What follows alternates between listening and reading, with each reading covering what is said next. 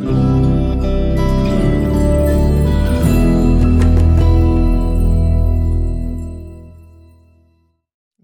everybody, and welcome back to Kio World, your soul podcast for inner peace. My name is Kristina, and I'm very grateful that you are for the first time here or back into the podcast show. And today I will speak with you about how you can study yourself. How can you be able to read yourself, and who is actually yourself, right? What does it mean to study yourself? What does it mean to study yourself from a yogic perspective? Because as you know, we are going in the moment through the 10 yamas and niyamas in the yogic tradition, and these are 10 paths to enlightenment. These are 10 paths to really find out who you are. And today we are coming really to an end with the series, and we are in the 9th episode, so we will just have one more to go. And I shared in the last episode with you that I don't know, and I thought, to be honest, for the first time, about if the yamas and niyamas are like in a sequence of how challenging it can maybe be to overcome that certain path, right? For example, the path of non-violence, the path of being honest, the path of attachment, right? And so today we are speaking about the self-study. So I will share with you who is yourself, what is really the difference of just thinking about yourself and really seeing yourself, knowing really deep down who you really are, and what can be the challenge, right? Like, what can be the challenge on the path of self-study, and what does it mean from a yogic perspective? Like, in what ways can we literally self-study ourselves? What do we have for practices, and what can support us? And about all, for what should we even start to study yourself, and why some people do avoid it. And today, the first time in the episode, I think we never pulled cards together, guys, right? So I have my angel guide with me, my oracle deck. It's a beautiful, beautiful deck, and you will receive a message. So I will pick 3 cards, and you'll be able to tune into a number and then receive your message regarding to the topic of today, what you might have to learn on your path of Svadhyaya, like on the path of studying yourself. So I'm so excited. Let's dive in. Take a deep breath in through your nose, really fully taking this deep breath in. Holding your breath, leaning a bit more back into the seat where you're in, or being just more comfortable in the body. Exhaling, grabbing your favorite drink if you have one, and let's enjoy this time here together. What do you think when you think, for example, about yourself, right? Like, maybe just check in with you. What does it really mean for you, right? Is yourself, like, when you think about yourself, do you think about your individual self? Do you think about the collective self?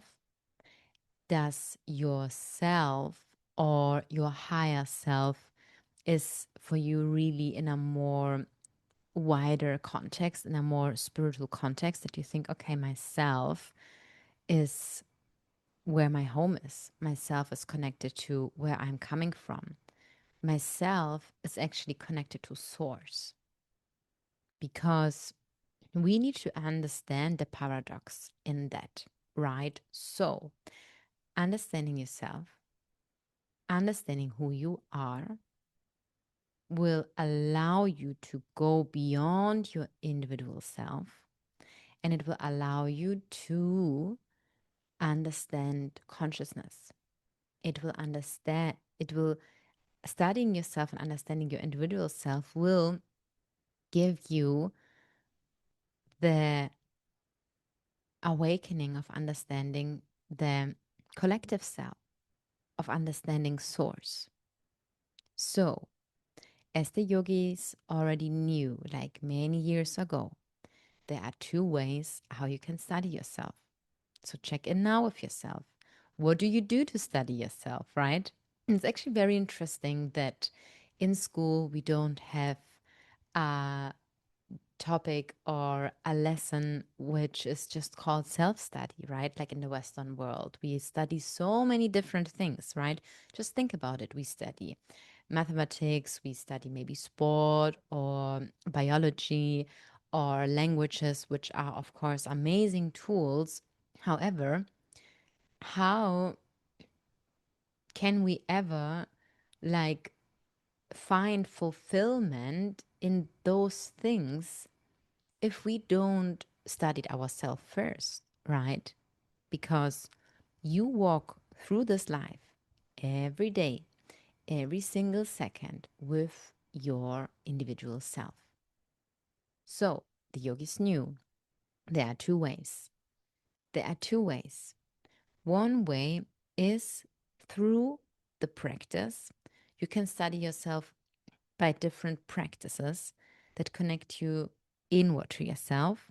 And then there is like, this is the self-study. And then the self-study, the second path is through studying wisdom by, for example, reading books, reading scriptures, working with teachers, working with a guide, going to trainings, and doing things like that. So there is more of a practice where you get external information from the right sources, of course. It's very important where we're getting this information from, because you want to find something out about yourself, right? So the best way and how I did it in my life and what really changed my life was that when it was about everything that comes to self-study, I had always a calling. And to be honest, even I think, just let me think before I'm saying something that's not correct, but like, no, I think that literally, really, even yes, no, it was exactly like this. Every single training I did, for example, in my life, it literally came to me, right? And I remember when I did my very first yoga teacher training, how my mom said to me, do you don't want to look into other yoga schools? Do you don't want to compare them? Or, for example, check the prices?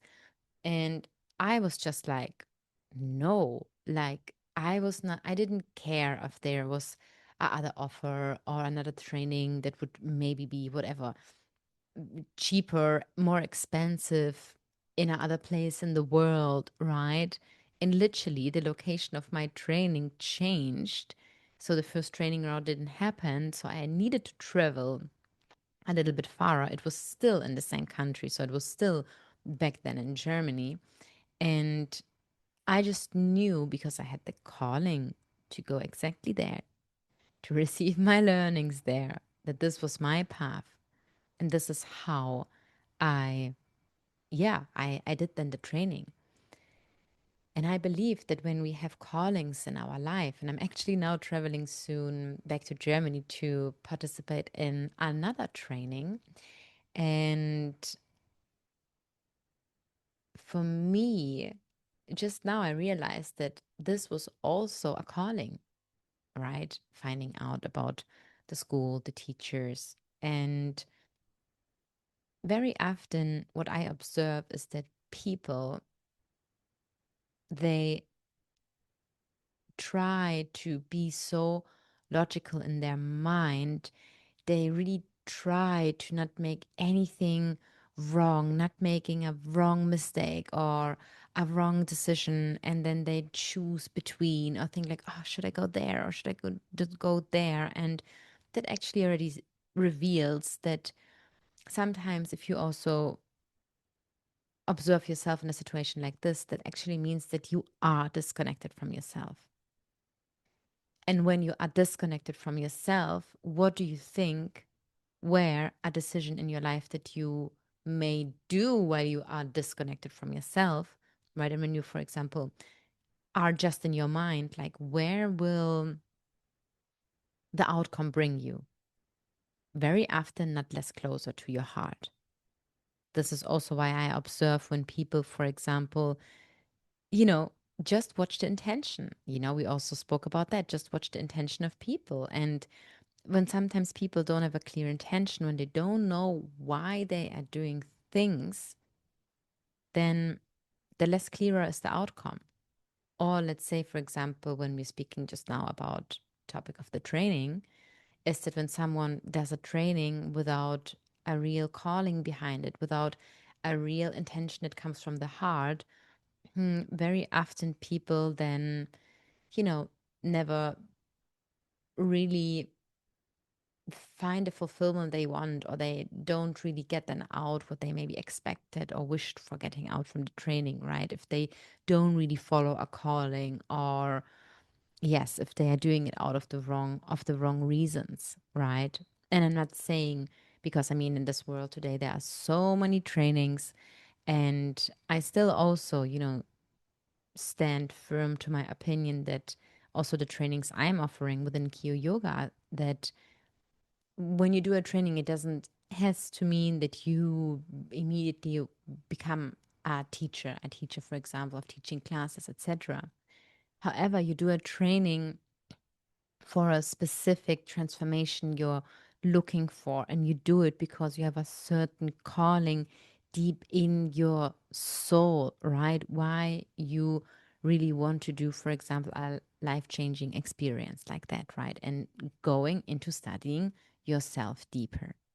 So you can study yourself by going inward and coming to the practices I will share later with you, or by, as we now discovered, studying books, getting other resources, and studying through that path yourself. At what time in life do people normally start to study themselves? Actually, we all do it in the moment when we are born into this world. We are very much connected to ourselves, to source, right? When we are children, we are very sensitive. We are very connected to all that is. And then through the time, we are getting programmed from all the informations that are coming into our system. And then we are building an identity around who we are and who we think we should be, right? And this is, I'm sure you also experienced that in your life, right? Just ask yourself, for and through how many identity shifts did you went, right? I mean, I know through how many identity shifts in a way I went in through my life.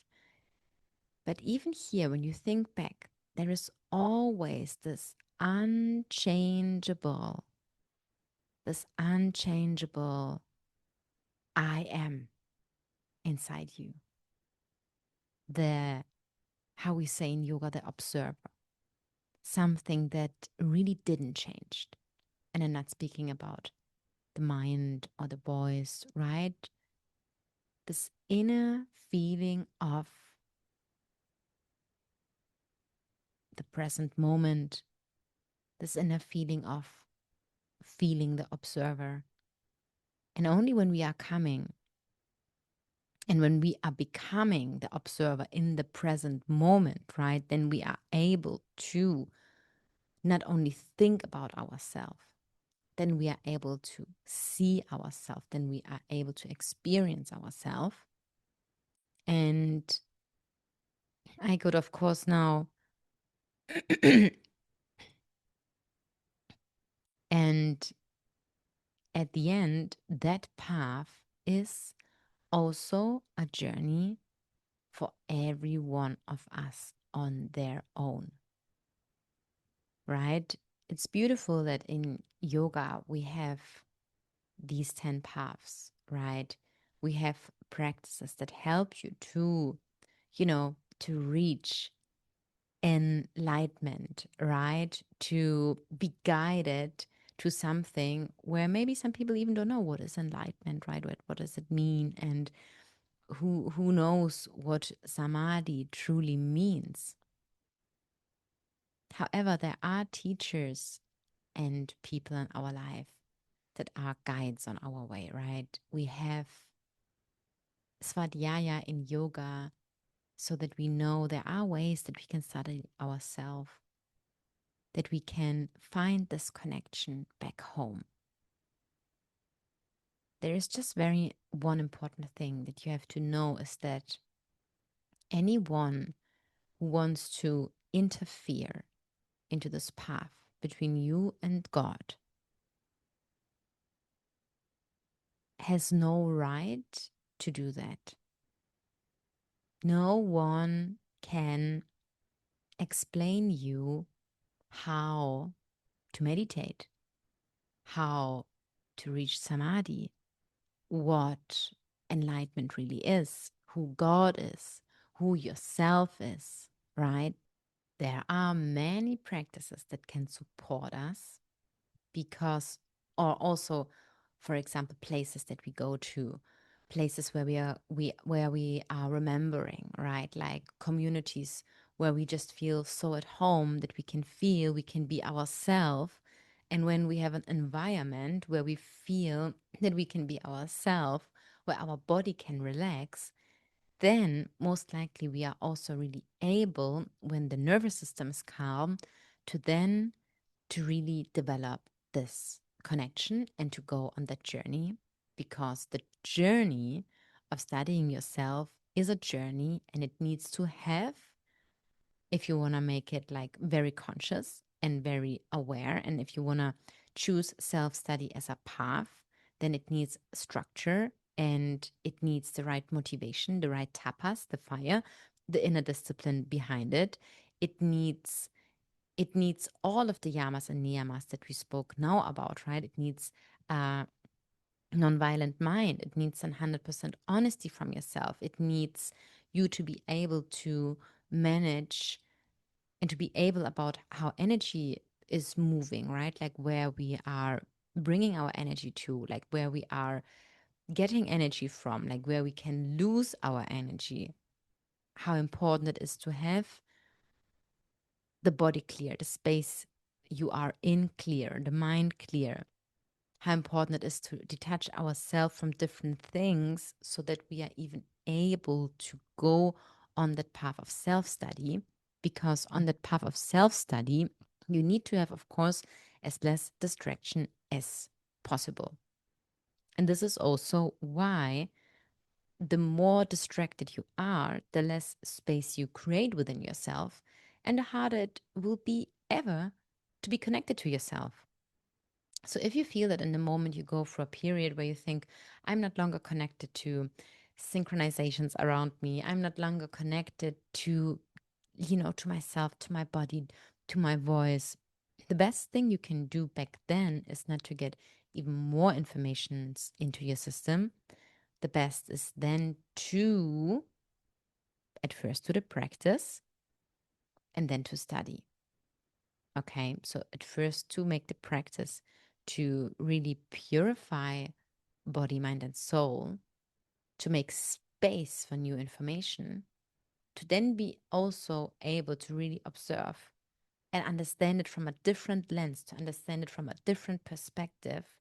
Which new information about myself and life am I now taking in? So, thinking about yourself, thinking in your mind about a concept, who am I? Where is this going? Where is life going, right? What happens after death, right? It will always keep you in the loop of the mind, right? I'm sure that maybe some of you also asked yourself the question when you were a child, when you were younger, and you thought, okay, what does infinity mean, right? Like, how big is our universe? And in the mind, we will never find a question to it. So, for us being able to really see ourselves, we have to come into practice, or we have to come into stillness to create space. And also, that is a practice. So, why can it be so difficult? And why do a lot of people avoid meeting themselves? Because, as I just shared now, is that normally the moment you are born into this world, you are here for having an experience of your beautiful self. Your soul came here to experience life, to have a human experience. And throughout our life, we are all making different experiences. We are all collecting different memories. We are all creating and experiencing different moments. We all travel to different places. We meet different people. We are collecting different informations. And we are also going, of course, through pain, right? Through losses, through heartbreak, through grief, through personal challenges, through moments where we feel very alone, very isolated, not maybe understood by anyone, maybe not even our family, not by our partner, right? And we need to understand we all go through that. And sometimes when we are in the fast pace of life, then and when we have then in this fast pace of life, and when we then created an identity around us, where we kind of escaped maybe from some things I was so new or I was so wanted actually to maybe do different, right?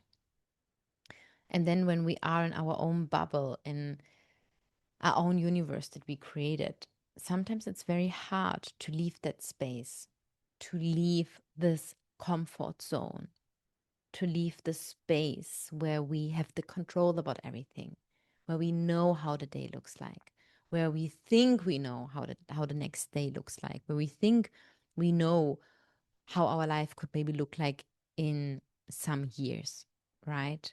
When we're speaking now, for example, about,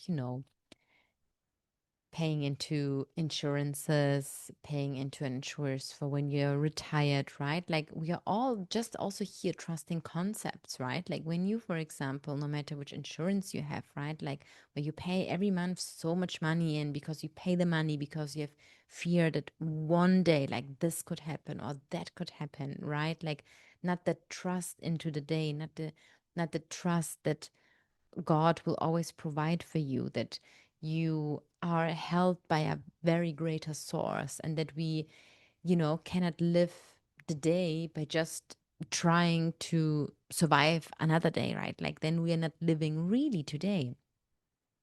And this is, of course, created out of fear. And stepping sometimes out of that concept can be very hard, leaving this comfort zone. Because, of course, why is it called a comfort zone? Because it feels nice, because it feels good. And we are then always in the experience that we are known. And stepping out of it can sometimes feel fearful. It is the unknown. And it is actually very sad, right? That we are here with the source within you, within us. You are here with the source within you. You are here with the source around you, and you can have access to it in every single second. And still, so many people are choosing not to connect to that, to disconnect them from themselves through so many experiences.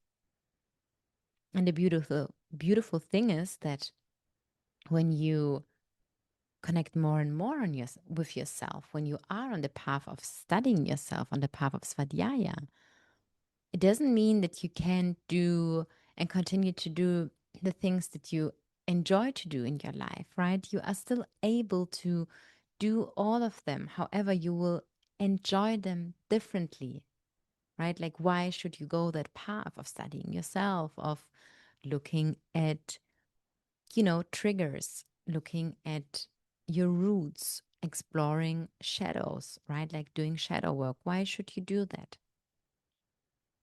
Because then you are able to be more connected to yourself and to be in every moment more aware, to be in every moment more alive, to take life not that serious, to walk through life with less fear. And when you walk through life with less fear, of course, what will you do? Different decisions, decisions that are really coming from yourself. when you know yourself, then you are, of course, what? More self-confident, right? The self-confidence is connected to our energy center, to our third energy center on your solar plexus, right? And we will dive in the next episodes through the energy centers, which will also be a very interesting journey. So, when you are working on your core, right? Like, and literally on the physical body, when we are in yoga, in Kundalini yoga, working on the self confidence, we're always working with the core. And we know that so many of us, how hard it is to work on the apps, right? Like, how hard it is to work like on this core of our beautiful human vessel. However, when we are strengthening our core, where we have in Kundalini yoga a lot of navel exercises, then you are able to connect more to yourself, to be more confident. And again, when you are more confident, you also make different decisions. So, why? Of course, if you don't have fear, you make different decisions because they are then trust based and not fear based. And when you are self confident, you make different decisions because you don't make decisions by trying to impress anyone else, right? You will make different decisions connected to all the topics related we talked about in the previous episodes, right? Different decisions, maybe in your food choices, in how you dress yourself, in what for a place you're living in what kind of relationships you are, in what kind of relationships you don't want to be longer in, what kind of job do you choose, right? Like, who do you really do it for? There, could be, for example, a moment where, and I heard a lot of women who, for example, had breast implants, right? And made some changes internally, surgeries in their body. And they said, like, yes, they did it because they, changed the breasts because they wanted to feel more confident. And they just felt so much better. And years later, they changed their opinion because they said, actually, it was not about being, of course, yeah, they built the confidence, but not for themselves. They built it because they wanted to impress other people. And this is always what we have to ask ourselves, right? If you feel that in your face you have like a small little wrinkle, like, is it really bothering you? Is it really bothering yourself? Because just think about that. How would you look at yourself if you wouldn't see yourself in a mirror? Right? Like, if there is no reflection of just a physical image that you have, what would you think about yourself? Like, would it really bother you how big or small your breasts are, for example? And when we have those areas in our body that we feel not comfortable with, there are, of course, two truths behind it, right? Let's say you are extremely overweight, all right? Overweight because you have a food addiction. Saying now, okay, I'm avoiding to look into the mirror, like avoiding to look at myself, is of course a rejection of yourself. So it doesn't mean like, okay, now I'm not caring about what other people thinking. It's about what do you really feel about yourself. So the path of accepting yourself is a path that costs discipline because yourself has, of course, some expectation towards yourself, right? To be comfortable, right? Like, your soul came here and will guide you and will always tell you, for example, okay, like your soul, there's a difference when your soul will tell you, for example, hey, I really think you should do fast. I really think you should change your nutrition. Then the soul would say to you, I don't like your brown eyes, or your breasts are too small, too big, right? Like, there is a very big difference. And then again, when we are deciding to have our identity shifts, right? Or to change our clothing, again, is it coming out of fear or out of trust? And are your decisions coming out of a connection to yourself? Because yourself is pushing you, for example, also now into a phase where you really should master your body and work on your muscles. Or do you things and changes in your life regarding what other people think about you? Because then you are again outside and not not connected to yourself. So it can be difficult, and we all also are on different stages on our journey. There are different stages on the path to awakening. We have also an extra episode here in the podcast show about that, so that you can really know when do you go through which stage, and when is your mind telling you, like, which kind of stories, and when, will you try to understand things more in the mind, and yeah, just like with the head, and when is it important to go to practice, when is it really about surrendering, and all of that. So you can go back to this. Yes, looking at trauma isn't always easy. And I just observed this, for example, now by tapping into the field of systemic family constellations, that some people really have a calling, even if they don't know what it is. It was the same for me. We are back to the calling, right? I experienced my first family constellation by just experiencing a first family constellation, right? Like, so it came literally to my field. And sometimes people don't know in their mind what something is, and you really feel already, no, no, no, no, no, no, no. I'm not ready for that. And what is, of course, the biggest part of a family constellation? Revealing hidden dynamics, forces that we are not seeing, that are influencing our life, and bringing the subconscious mind to the conscious, right? And it's just always fascinating that this field really reveals the truth.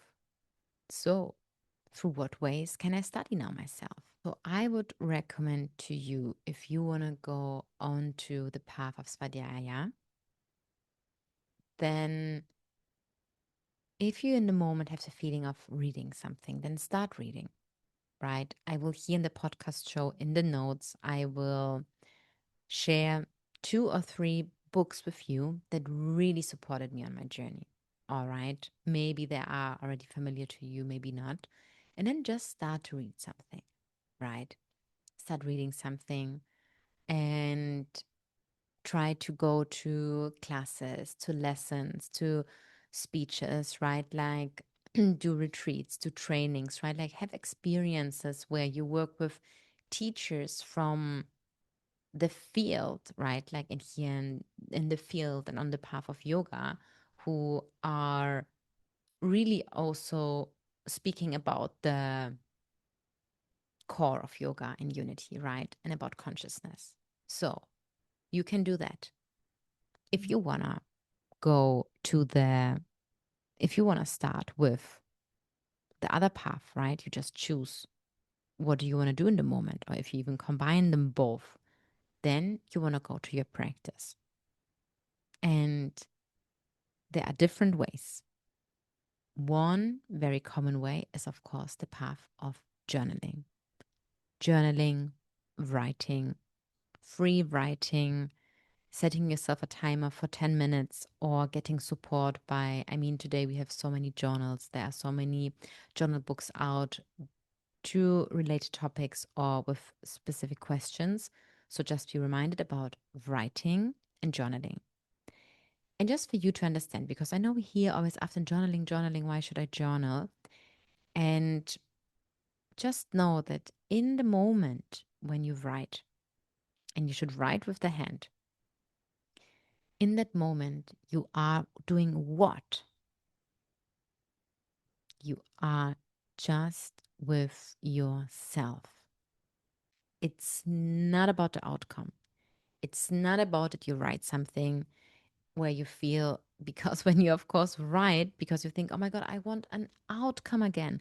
Now I was writing down and my thoughts and it didn't help me and all of that. And I actually feel even more frustrated. Then you miss the practice. The practice is writing with yourself. This is why so many people, when they, for example, come to a practice or a yoga practice, or I experience, of course, some people who come to a Kundalini yoga class when you sometimes never see people again because they just had what? Not a nice practice. So they didn't want to continue the not nice practice because they just want everything to be easy, everything to be nice, not having any challenge. And the beautiful thing is, of course, there are so many practices outside. So you can, of course, choose something that resonates with you as well or change the practice. But of course, we are practicing to be in the practice with the self. Why we say in Kundalini Yoga, every morning when you wake up, do your sadhana. You have been then already connected with yourself. It's not about the practice, it's about the connection you have to yourself when you are in the practice. So the next time when you write, keep this in your mind for knowing it's already about the time you have in that moment with yourself. Either it's 1 minute, 2 minutes, 3 minutes, 10 minutes, or maybe longer. The next step is going for a walk, spending time in nature, spending time in stillness just with yourself. No podcast, no voice notes, no phone, sitting in nature, being in nature, walking, going for a hike, and just having an experience that you really own it with yourself. And if this is already scaring you, then you know, of course, where you have to practice. Another way is fasting. Yeah. Distracting yourself once through any outer noise, being in stillness, and then fasting, right? The point also comes now to me because I'm doing a water fast in the moment. And at the end, when we're fasting, it's again about our mind and about not being distracted, not being distracted from any other things, like, for example, food. Like food, drinks, sweets, it takes so much time in our life, which is amazing, right? It's not about like never eating again. It's amazing to enjoy what we eat, to choose our food very consciously. However, why is fasting bringing you more back to yourself? Because when you fast, you cut out all the things, and I'm sure that also in your life are some things that you shouldn't be eating, that you shouldn't be drinking, or not in that amount you're doing it. And by having the strict line of reducing all of them and bringing your body, of course, onto a journey, you will detach yourself, right? We're back to aparigraha. You detach yourself then also to certain things. You will see them from a different perspective. And literally, your cravings will change because when you don't have the income, right? So many people who are also overweight, they are feeling emotional baggage, right? So when you then stop eating and sit with whatever arises, with the craving, the hunger, the angriness, the thoughts, the mind, the being bored, right? Like not being able maybe to go out, whatever it is, you will be more connected to yourself because you have to spend more time with yourself. And then your body will take you also on top through a purification process. And by that, after you will make what? Better choices.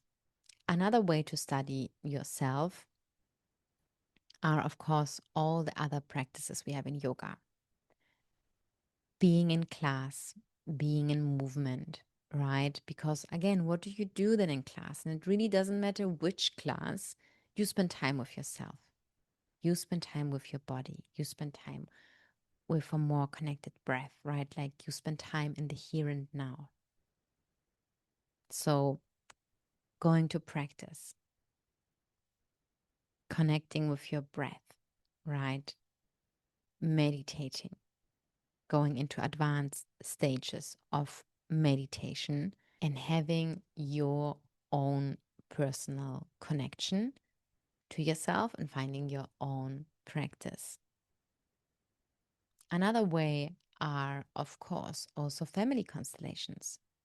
Because when we're going the path of understanding and having a look and being open to have a look, right? Because this is also doing the work, right? Like this is exactly doing the work, committing yourself, going to a family constellation, being open and vulnerable to really reflect also on what is my pattern, right? Some people might think at first, some people, they know exactly what they want to change. They have a list of, let's say, 1,000, whatever, problems, challenges that they want to work on in their life. But then if you really think about, and if you think then about, okay, what is really a pattern? In which dynamics am I in? You already start to reflect, right? Because some people never ask themselves the question, with what am I actually struggling? Like, what could work better? What became actually already my normal that I just think this is how life goes? But what if not? And what if it can be different? So, going to a constellation where we are working with the intuitive field requires, of course, already a very big commitment and being very self-reflected, being very, being very, being very mature and open, and yeah, being vulnerable and making this step to bring new movement into your life, to bring new perspectives into your life, to explore underlying dynamics, and to then come closer to yourself. Because everything that comes up from the unconscious mind to the conscious mind brings us closer to ourselves. And everything that we're clearing out in our life on that path brings us also closer to ourselves. Less distraction, more understanding. And it's, of course, also a beautiful root exploration of really understanding your roots. Who are my parents? What might have been like their desires, dreams, wishes? What were, who are my grandparents, right? Like, and their grandparents, and what actually is maybe even a pattern that repeated itself already in our family, and why is it like that? What happened at that time, right? Who was missing? Who was excluded? What was a family secret? What happened in the world history? So, of course, that brings us even already with our, with our ego mind beyond just us, right? It's us, us, us, us, us. It's like, no, we are part of a wider, broad system. And yesterday I had a one-on-one constellation, and for me, as I'm just stepping now into this field of this work and being here in service, yeah, I was just like, yeah, at first very humbled and grateful that my client just said after, wow, this work of the systemic field is very impressive. And it just took me back to how, yeah, blown away I was after my first constellation. And that, yeah, his words, have also just been that I know now why you say, like, you have to experience it and you cannot explain it how it is with, yeah, so many of these things we're actually talking here in this podcast about. And I'm sure there are even so many more paths of how to study yourself. And one path is, of course, the oracle. So we're coming now, as promised, to this angel guide. And also here, why are cards helping us to reflect on ourselves? It's really less about like what is written on the card. It's about what do you interpret, right? I'm receiving sometimes the message, or after my classes when I'm opening the cards, like, what does it mean for you? Or how would you interpret it? And of course we can, if you, for example, I mean, I never had a card reading in my life at all. But if you would go to a card reading, right, like what anyone else is saying to you just helps you to feel, do you resonate with it or not? Right? I do believe that life is a mirror and everything is mirrored back to you. But it doesn't mean that your mirror shows you something. And I think this is where some people just misunderstand some things wrong. It doesn't always show you that what a person does means that you are exactly like that. It's just the mirror sometimes helps you to challenge yourself to decide how to react. Okay, and now, so let's get into it and take a couple of deep breaths and choose a number between 1, 2, and 3 in 1, 2, 3, 4, 5. Go. Choose a number.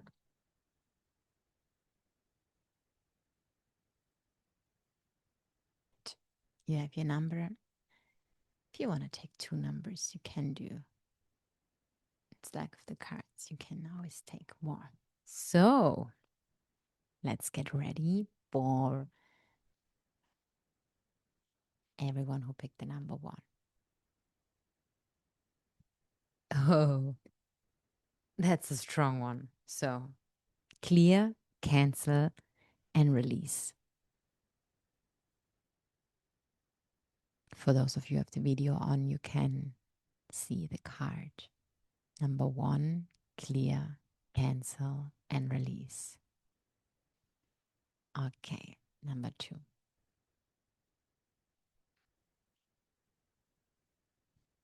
Guys, you have very strong messages. Take a step back.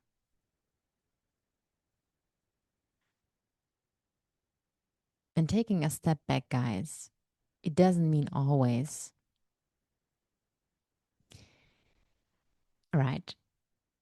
Just saying, now here's something for the interpretation with our card reading that, for example, right, take a step back when we're looking now at Svadhyaya, how I told it to you, is that when we want to see ourselves, we have sometimes to step away back, right? Like if you are too close to any person in your life, if you're too far away, you don't see them. If you're too close, you can see them also. So ask yourself what it means for you. Where in your life, in some places, you need to take a step back. What doesn't mean, right? Like take a step back and now a friendship or a relationship. Sometimes it's just good to step back, to allow in the room to be able that a new energy gets created. And just observe for you what your first thought was that came out, that came up, and also always know that depending how fearful you are, especially if you do, for example, things like, picking a card, don't let the mind kick in and understand it with your soul. All right, number 3.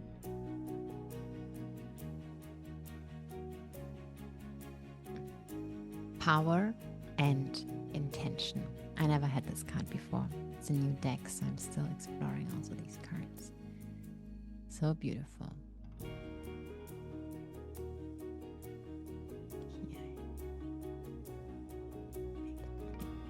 Can see it. Yeah, now. Power and intention. So we have clear, cancel, and release. Take a step back. And power and intention. So It was beautiful to have you here today, guys. Let me know if you have any techniques and what really helped you of understanding yourself better and connecting more with yourself, what kind of identity shifts you might have experienced in your life. And yeah, then we're seeing us next time together in this podcast show with our final episode regarding the 10 yamas and niyamas, where it will be all about, connecting with this higher path. So wish you all the best. Take care of yourself. Namaste and speak to you soon.